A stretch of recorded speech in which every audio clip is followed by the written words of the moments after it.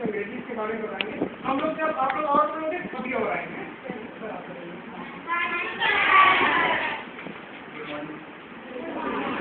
देखिए, अभी सर ने आप लोगों को स्पोकन के बारे में बताया है?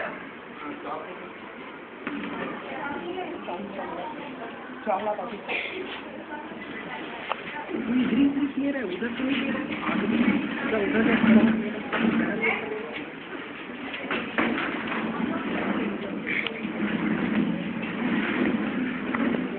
सर आप लोगों को इंग्लिश हमने कैसे बोलना है इसके बारे में बताया, ठीक है। लेकिन आप लोगों को जैसे इंग्लिश का दो पार्ट होता है, एक होता है बोलना और दूसरा होता है सीखना। जब तक हम सीखेंगे नहीं बोलेंगे कैसे? सही है कि गलत? बताइए, है ना। तो इसमें क्या होता है, इंग्लिश में बोलना और सीखना हमको दोनों आना है। जब हम सीखेंगे बोलेंगे तभी बाद में उसको आप प्रयोग कर सकते हैं, है ना। तो देखिए, कोई भी इंग्लिश, सबसे पहले तो आप जानिए कि इंग्लिश है क्या चीज। कोई भी बच्चे बताइए कि इंग्लिश क्या है, कौन बताएगा? चलिए आप बताइए इंग्लिश के बारे में, इंग्लिश है क्या? आप बोलिए।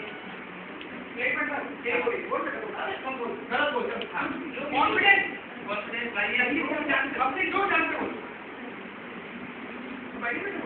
बैठिए, बोलिए, खड़ा होने की जरूरत नहीं है ना। बोलिए इंग्लिश क्या है? नहीं जानता बोलते, नहीं जानते, ठीक है। चलिए आपको कुछ बोलना है, नहीं कोई भी। अब ऐसे तो हम बड़े बच्चे बोलना चाहिए। हाँ, तो वेरी गुड। लेट्स लीजिएगा, एक लैंग्वेज है ना। इंग्लिश एक भाषा है।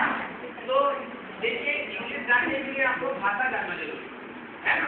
तो भाषा हम लोग किसको कहते हैं? लैंग्वेज किसको कहते हैं? कौन बताएगा? What is language? भाषा किसको कहते हैं? कोई भी बोलिए। जो हम बोलते हैं, जैसे मैंने कुछ भी बोलते हो भाषा हो गया। आई, मैं खा के गया,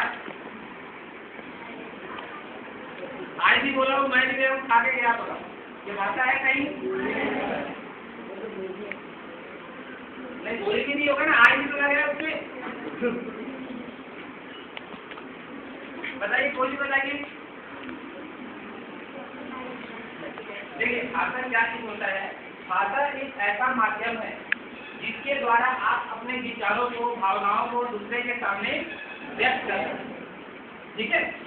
वही चीज है ना भाषा। तो हमको भाषा के बारे में जानना है। तो भाषा मतलब होता है जिसके माध्यम से आप अपने विचार को, आप अपने भावनाओं को, आप मन में जो भी सोचते हैं उसको आप दूसरे के सामने एक्सप्रेस कर सकते, यानी व्यक्त कर सकते।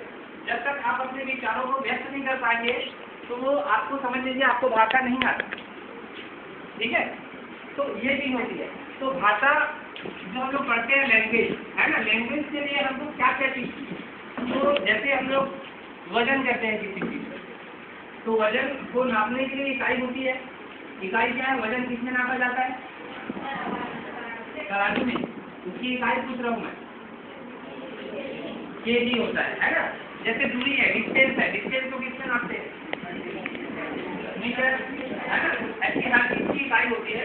तो जब हम इंग्लिश सीखते हैं तो हमको छोटे छोटे चीज हमको पता रहना है ना, कि इंग्लिश में क्या क्या चीज होती है, उसकी इकाई क्या है, क्या क्या चीज है। तो इंग्लिश, कोई भी भाषा जो होती है उसको बनाने के लिए सबसे इम्पोर्टेंट होता है ग्रामर। हर भाषा की एक ग्रामर होती है, चाहे वो हिंदी हो, संस्कृत हो, इंग्लिश हो, कोई भी भाषा हो, उसकी एक अपनी एक ग्रामर होना चाहिए। किसी भाषा का ग्रामर नहीं होता तो वो बोली कहा जाता है। जैसे छत्तीसगढ़ी क्या है, अभी तो भाषा का दर्जा मिला है, लेकिन छत्तीसगढ़ी का कोई एक व्याकरण नहीं, वो एक बोली के रूप में जाना जाता था। लेकिन हम लोग अभी क्या है, रमन सिंह ने, मुख्यमंत्री ने उसको राज्य स्तर पे भाषा के रूप में घोषणा की है ना। लेकिन अभी हमारा कोई अपना व्याकरण नहीं है, ठीक है। तो ग्रामर जो होती है, वैसी लैंग्वेज हम जानते हैं। तो छोटे छोटे चीज क्या होता है ना, वो आपको जानना पड़ेगा। जैसे कैरेक्टर किसको हम लोग बोलते हैं? भाषा के लिए हम लोग पढ़ रहे हैं, तो यहाँ पे कैरेक्टर का मतलब चरित्र नहीं होता, अक्षर को हम लोग बोलते हैं। हम लोग भाषा सीख रहे हैं, ठीक है। इसके लिए तो बना था कैरेक्टर मीन्स एक अक्षर, इसके लिए तो मालूम था एक अक्षर को, एक अक्षर मतलब कोई भी अक्षर हो सकता है, एक नंबर हो सकता है, ठीक है, नंबर हो सकता है या ABCD कुछ भी हो सकता है, कोई सिंबल हो सकता है। तो ये जो एक एक अक्षर रहता है उसको हम लोग कहते हैं कैरेक्टर। इसके बाद आते हैं अल्फाबेट। अल्फाबेट किसको कहते हैं बोलिए, व्हाट इज अल्फाबेट? ए से जेड तक, ए से जेड तक ये सेट ऑफ कैरेक्टर, ए से जेड तक का जो सेट होता है उसको हम लोग क्या कहते हैं?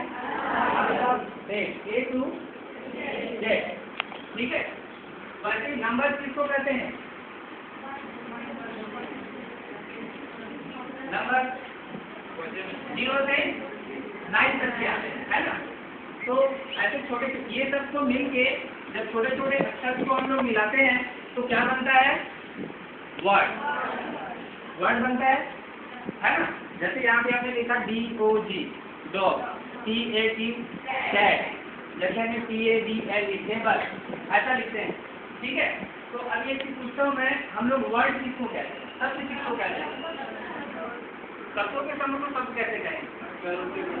अक्षरों के समूह को शब्द कहते हैं, सही है। जैसे हमने लिखा BBA, ये शब्द है। देखिए शब्द की जब आप परिभाषा देंगे तो अक्षरों का समूह जिसका अर्थ निकलता हो, जिसका सेंस निकलता हो, तब वो शब्द कहलाएगा, है ना। इंग्लिश में क्या दिया गया है कि ग्रुप ऑफ कैरेक्टर, अक्षरों का समूह जिसका अर्थ निकलता हो। अर्थ जब तक नहीं निकलेगा हम उसको शब्द नहीं कहेंगे, उसको निरर्थक कहा जाता है ना। उसको हम लोग कहते हैं इंग्लिश में जम्बल्ड वर्ड। क्या बोलते हैं? जम्बल्ड वर्ड मतलब जिसका अर्थ नहीं होता, ठीक है। क्या बोलते हैं? जम्बल्ड वर्ड, ये JUMBLED जम्बल्ड वर्ड कहा जाता है, ठीक है। अब आते हैं वर्ड के बाद सेंटेंस। सेंटेंस, सेंटेंस किसको कहते हैं बताइए? वाक्य को। वाक्य की परिभाषा कोई भी बताइए। शब्दों के समूह जिसका अर्थ पूर्ण होता है। बिल्कुल सही जवाब दिया इन्होंने, है ना। सेंटेंस सही परिभाषा, है ना। देखिए शब्द क्या होता है? शब्द का एक ही अर्थ होता है, उसका कुछ सेंस होता है, उसमें कंप्लीट अर्थ नहीं छुपा रहता है, मतलब लेकिन सेंस रहता है ना। उसमें सेंस रहेगा, उसका अर्थ आपको रहेगा। लेकिन जहाँ तक सेंटेंस की बात आती है उसमें group of word which complete sense, जिसका पूर्ण अर्थ होता है ना।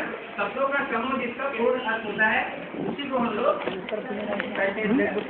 तो ये छोटे छोटे वर्ड जो होते हैं वो हमको जानना बहुत जरूरी होता है, या कोई भी भाषा हिंदी में भी जैसे आप लोग पढ़ते हो तो आपको